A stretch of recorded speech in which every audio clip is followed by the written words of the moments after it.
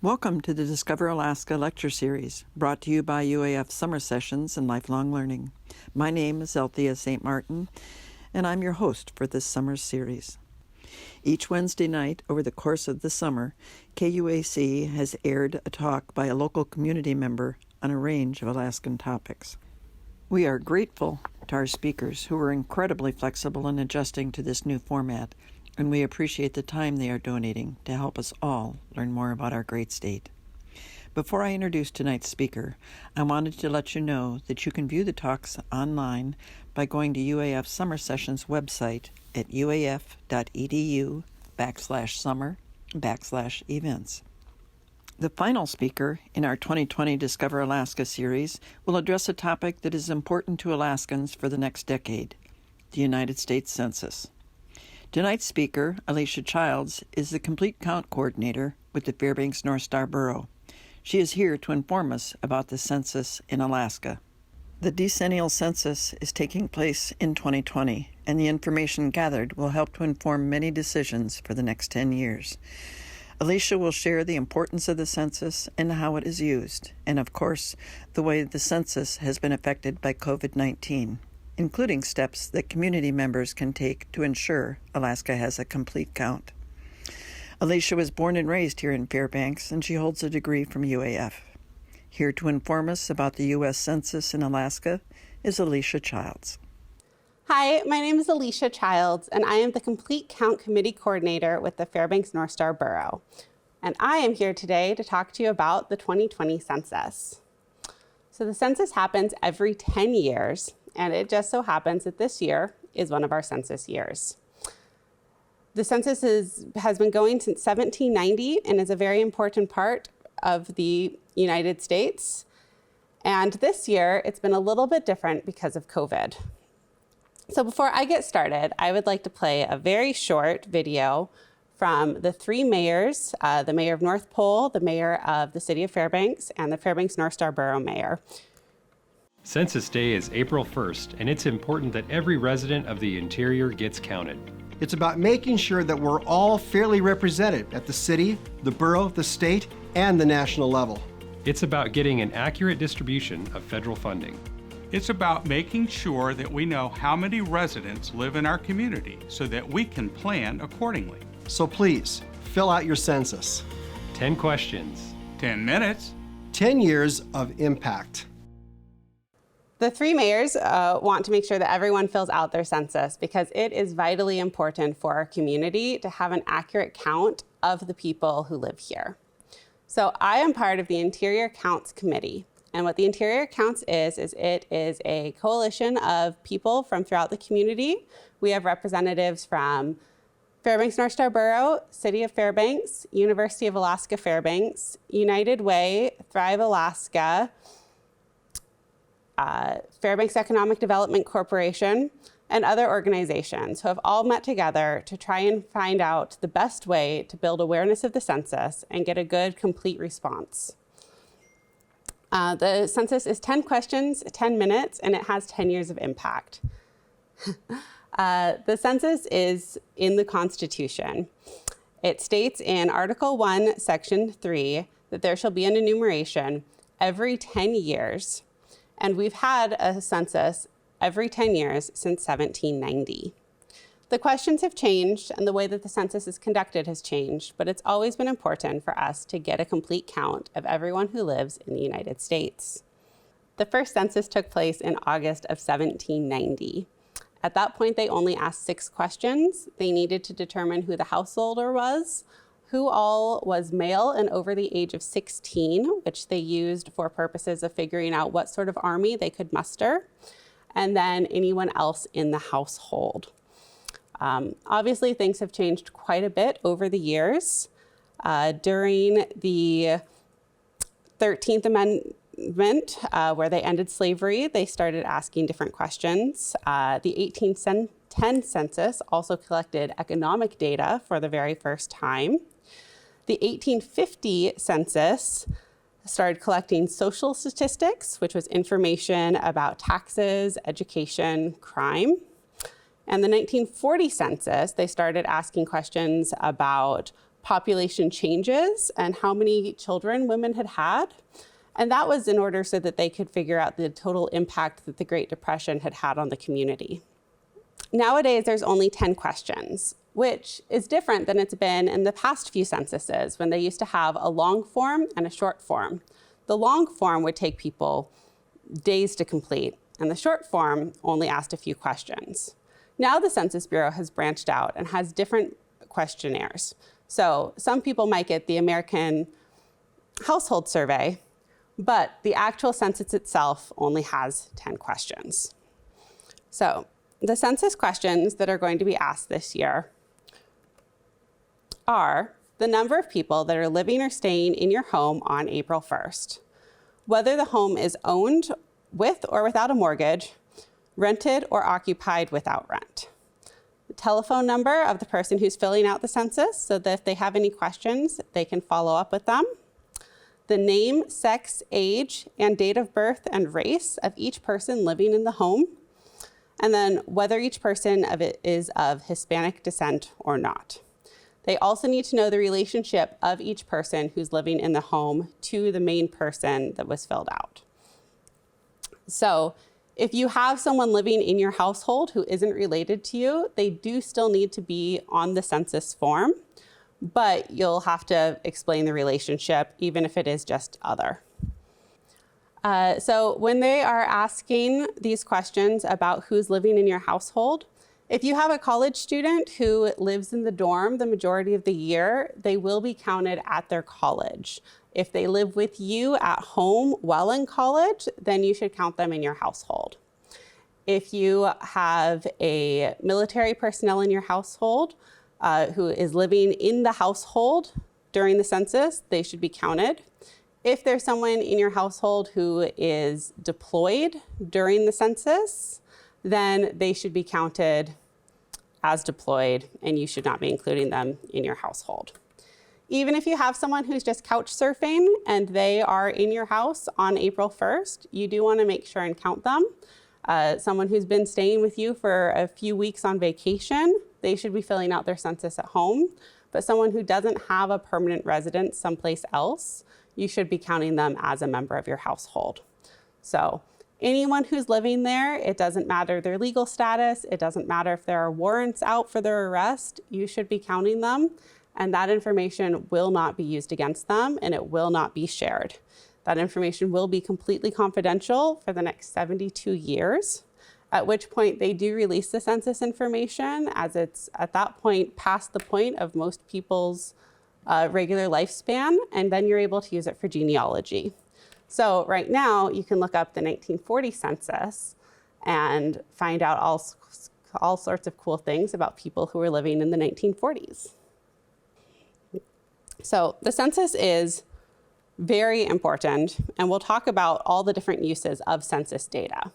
But the first thing that everyone should know about the census is it is completely private. Census data is completely confidential for the next 72 years. It is not shared with any other branch of government. Law enforcement cannot check census data. Your landlord can't check census data to find out how many people are living in the home with you. And it can't be used by ICE.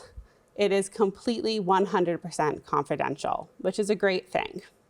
All census employees, if they share census data, face up to 5 years in prison and a fine of $250,000. Even back when President Truman was president and he wasn't able to continue living in the White House for the entirety of his presidency for renovations, the Secret Service contacted the Census Bureau to ask if they could find out information about some of the people living in a specific community they wanted Truman to move into, and they were told no. So even the president would not have access to your census answers. As things have adjusted over time, they've had to make additional adjustments. Cybersecurity has become more important, so they make sure that everything is kept in very secure servers. They've also introduced differential privacy to the census. And so what differential privacy is that's a way of making sure that people can't go through and reverse engineer information based on the statistics that are published. So if there are statistics published that have outliers on them, where you could put the information into a supercomputer and reverse it out and find out that this specific person is living in this specific house, they go and they slightly change the statistics that are presented so that way people cannot get that information, even with the smartest of supercomputers. The census takes your privacy very seriously, and they have made a commitment to protecting all data. To learn more about differential privacy in a way that can describe it much better than I can, here's a video by a mathematician on exactly how that works. Every 10 years, the US Census Bureau surveys the American population. The ambitious goal is to count every person currently living in the entire United States of America and collect information about them like age, sex, race, and ethnicity. The whole purpose of doing surveys like the census, and many other big medical or demographic surveys, is to be able to get an overall quantitative picture of a particular population. How many people live in Minnesota or Mississippi? What's their average age? And how do these things differ in different places, or by sex or race? The results of the US Census are of particular political relevance since they are used to determine the number of seats that different states get in the US House of Representatives, as well as the boundaries of legislative districts from Congress down to city councils. But big surveys are also useful for understanding lots of other issues, too. The problem, of course, is that the census, like many other medical and demographic studies, is supposed to be private. Like, no one outside the Census Bureau is supposed to be able to look at just the published statistics about the US population demographics and definitively figure out that there's a white, married, male 31-year-old with no kids living in my neighborhood. That's me. The Census Bureau is supposed to keep my information confidential, and they're supposed to keep the information of every single other person living in the United States confidential, too. Which is a tall order, because how can you keep everyone's information entirely confidential while still saying anything at all based on that information? The short answer is that you can't. There's an inherent trade-off between publishing something you learn from a survey and maintaining the privacy of the participants. It might seem like you could just remove people's names from the spreadsheet or only publish summaries like averages and totals, but it's easy to reconnect names to datasets using powerful computers. And there's a mathematical theorem that guarantees that every single piece of accurate information that you release, however small it seems, will inherently violate the privacy of the participants to some degree. And the more information you publicly release, the more you violate the individual privacies of the participants. But how do you quantitatively measure something nebulous like loss of privacy? And then how do you protect it? To understand how to measure privacy, it's helpful to start by imagining how somebody would try to use published results from a study and piece together the private information of the people surveyed. They could just try to steal or gain direct access to the private information itself, which of course can't be protected against mathematically. That requires good computer security, or physical defenses, so we won't consider it here. The kind of privacy attack we can defend against mathematically is an attack that looks at publicly published statistics and then applies brute force computational power to imagine all possible combinations of answers the participants could have given to see which ones are the most plausible. That is, which ones fit the published statistics the best. Imagine checking all possible combinations of letters and numbers for a password until one of them works. Except instead of letters and numbers, it's checking all possible combinations of the answers that 330 million people could give on their census questionnaires, to see which combinations come closest to the publicly published figures for average age, racial breakdown, and so on. The more closely a potential combination of answers matches the published figures, the more promising a candidate it is from the attacker's perspective.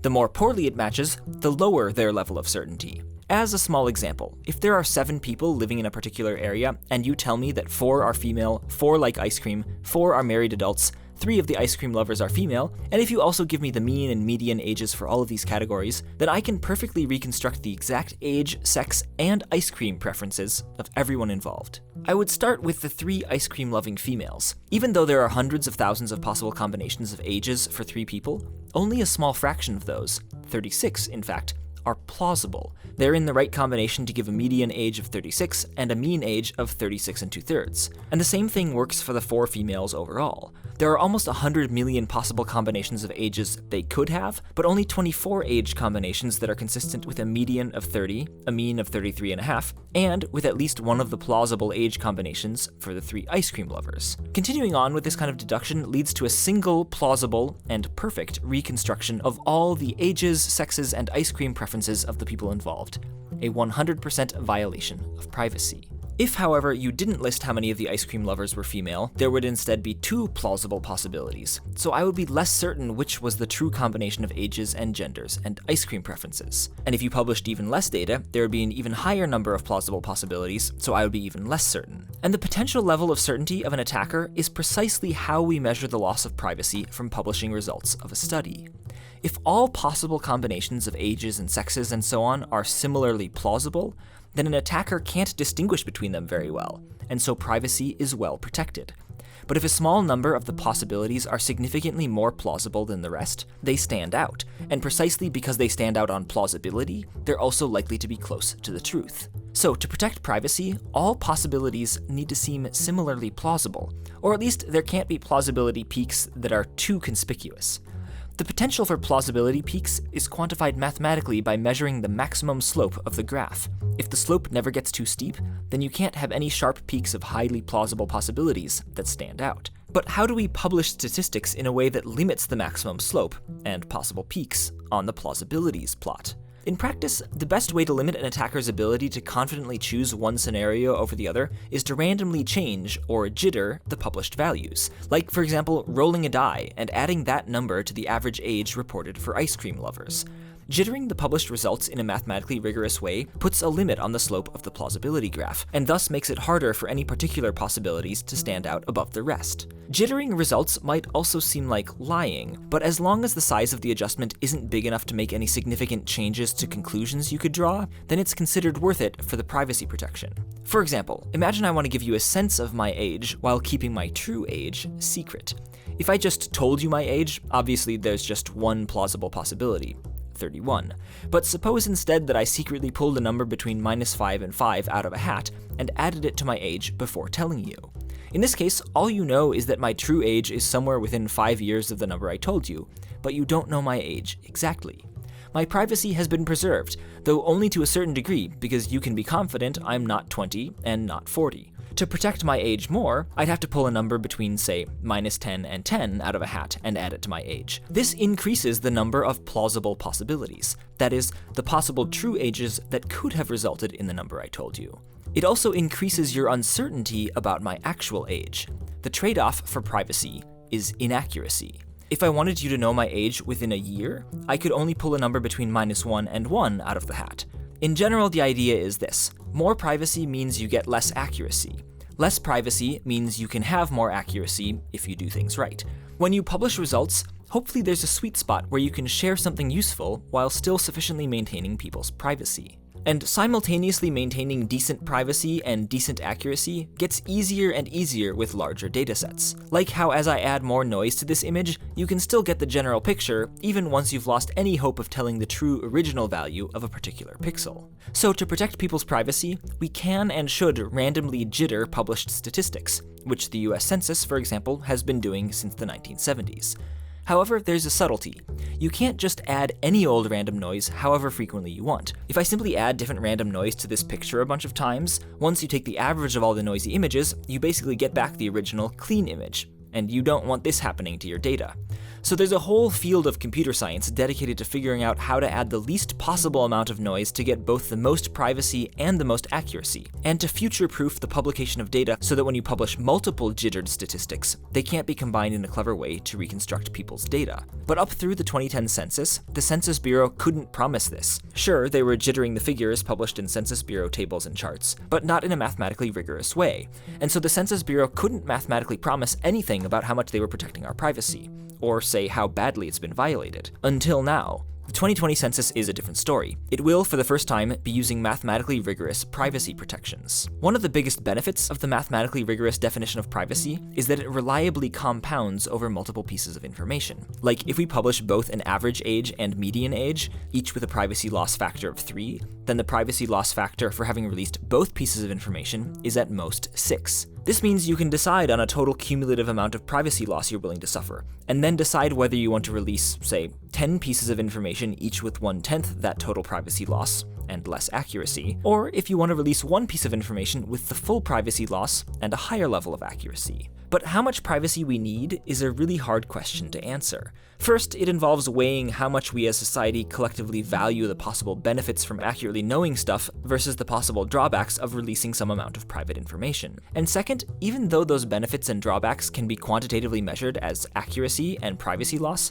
we still have to translate the mathematical ideas of accuracy and privacy loss into something that's understandable and relatable to people in our society. That's partly a goal of this video, in fact, so let's give it one more shot at a translation.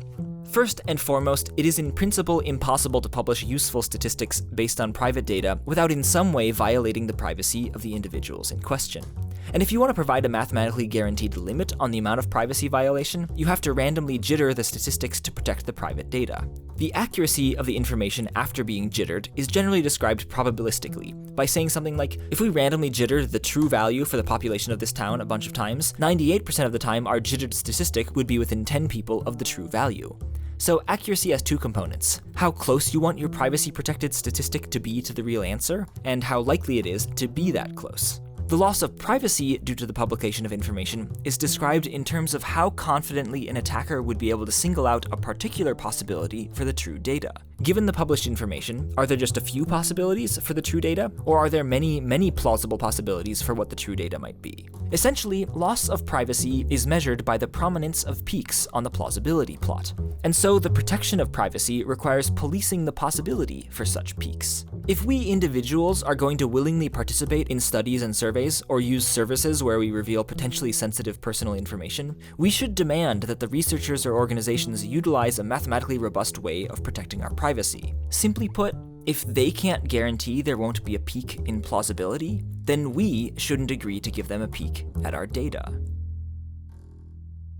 Thanks to the US Census Bureau for supporting this video. The founders of the United States understood that an accurate and complete population count is necessary for the fair implementation of a representative democracy, so a regular census is enshrined in the US Constitution. The US 2020 census will be the first anywhere to use modern, mathematically guaranteed privacy safeguards to protect respondents from today's privacy threats. These new safeguards will protect confidentiality while allowing the Census Bureau to deliver the complete and accurate count of the nation's population. They'll also give those who rely on census data increased clarity regarding the impact that statistical safeguards have on their analyses and decision-making. In short, the Census Bureau views the adoption of a mathematical guarantee of privacy as a win-win. Now, of course, protecting census data from hacking is another question entirely. Anyway, here's how the chief scientist at the Census Bureau thinks about it. There's a real choice that every curator of confidential survey data has to make. If they want the respondents to trust them to protect confidentiality, then the curator has to be prepared to give and implement mathematically provable guarantees of privacy.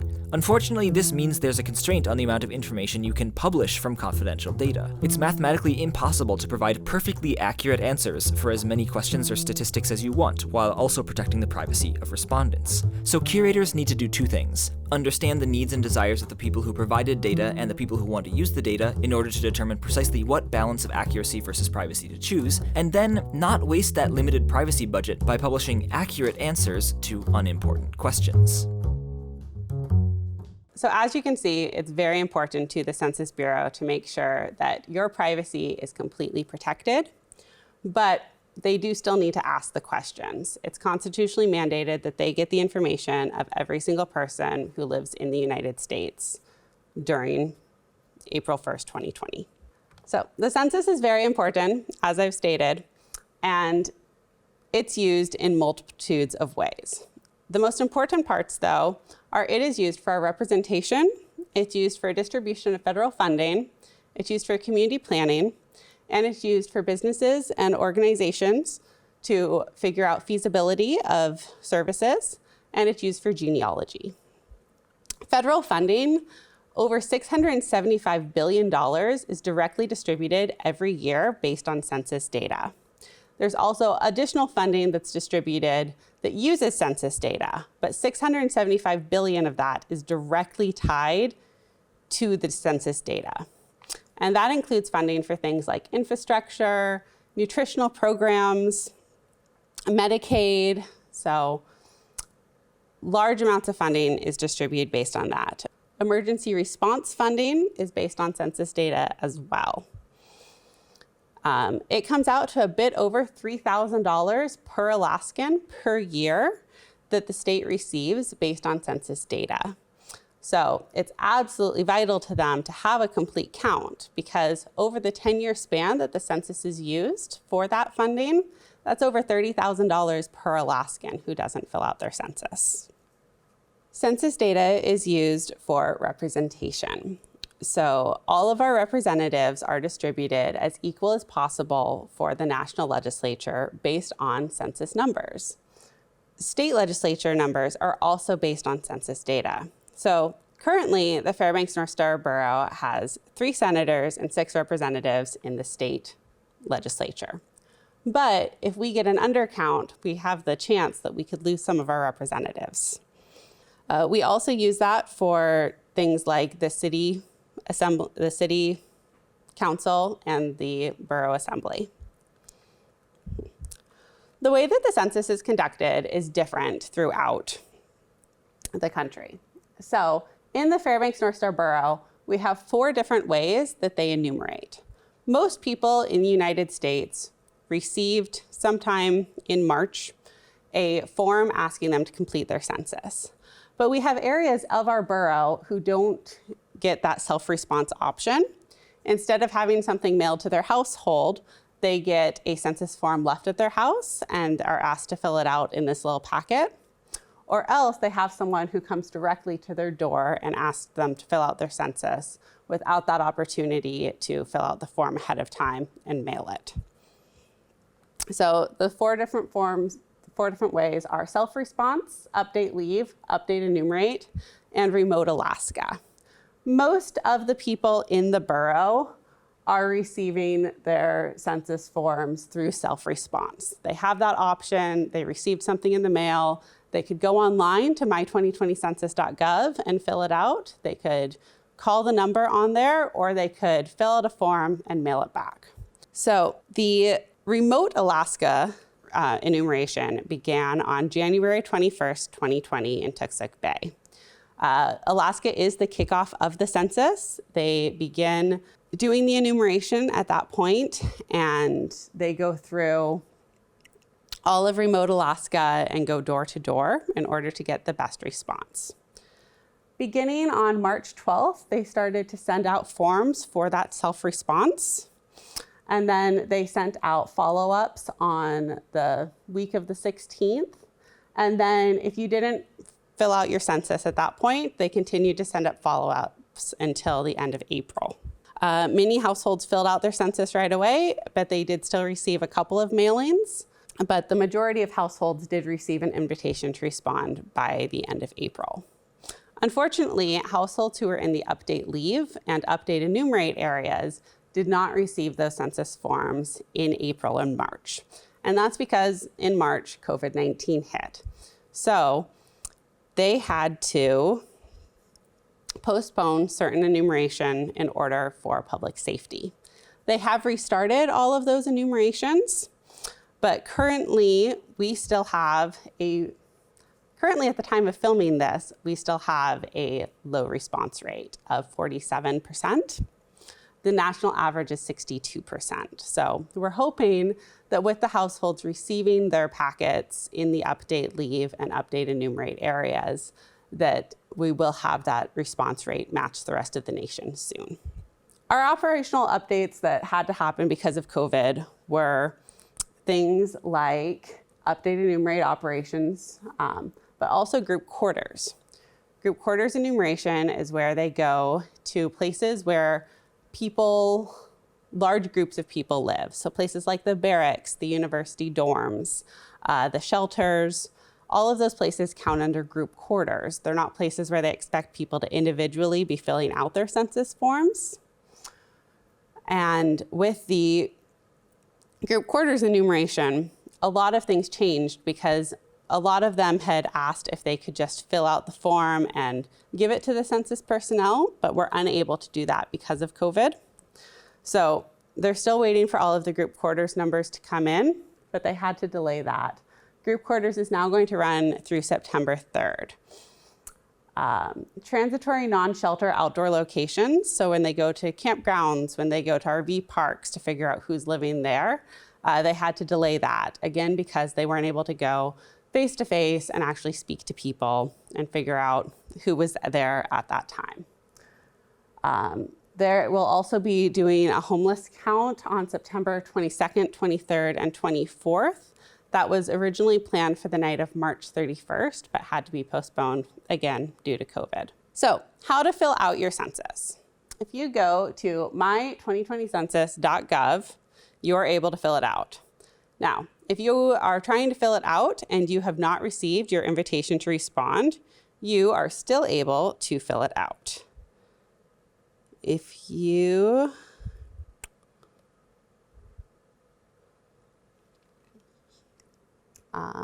click on Start Questionnaire, and then where it says please log in, you can click on if you do not have a census ID, click here. It'll ask you where you were living on April 1st, and you can say United States. And then if you had an address on April 1st, you can fill out what your address was, and they'll find you that way. Otherwise, if you didn't have an address at that time, you can click on I do not have a street address. If you had a rural route address, you can fill that in then. Otherwise, you can fill out if you were experiencing homelessness on April 1st. So they do have ways that absolutely everyone can fill out their census online. They make it pretty easy. It takes about 10 minutes to fill it out. Beginning on August 11th, everyone who has not filled out their census will receive a non-response follow-up knock on their door. And that will be a census taker who comes to your door asking all of the questions on the census. They need everyone to fill out the census. It is not an optional thing. It is mandated in the Constitution that they are required to get every single person who is living in the United States. It's not just citizens, it is every single resident. So they will be going to every household who did not respond. They'll be knocking on the doors and asking all of the questions. They are working very hard to make sure that they are pandemic proofing everything. So their questions are going to be from a socially distanced point, and they will be wearing a mask, but they will be doing their follow-up.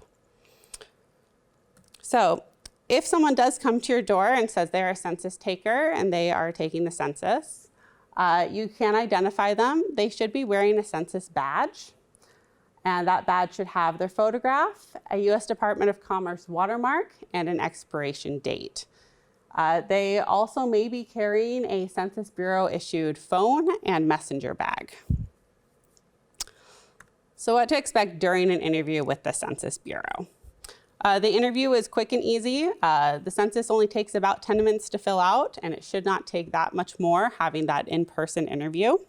They're going to be asking all of the questions and answer that into the secure Census Bureau phone. You can expect questions about name, age, race, and sex. Every question on the census is tied to federal funding. They are not able to ask any questions that do not relate to federal funding in some way or to representation. There will be no questions about your Social Security number. They will not ask for that. They will not ask for bank information, and they will not ask for citizenship information. If someone is asking you these questions, they are not a legitimate census employee and do not answer them. If you have trouble with English, you can ask for a census taker to come back who speaks the language that's easiest for you. Depending on availability, they will try and schedule a point for that.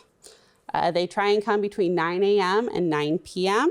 They do come during weekends, but that's just they're trying to come when people might be home, and that is very important.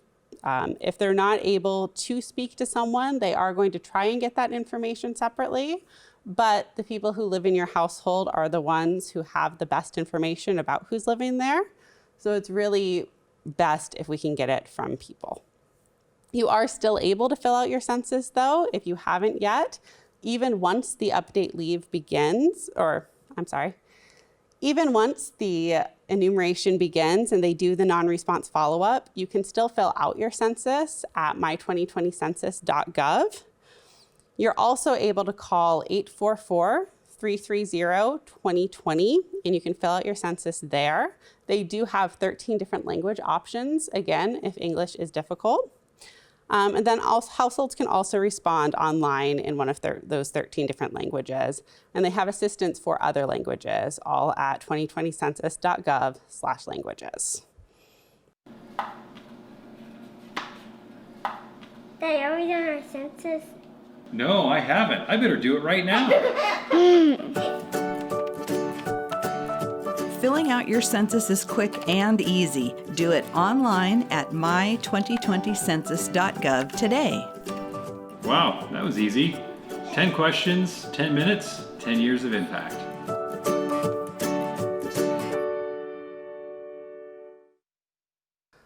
So because of COVID, I am presenting this on TV instead of in person. So I don't really have anyone asking questions, but some of the common questions that I've received in the past have been things like, how do we know that our information is kept private?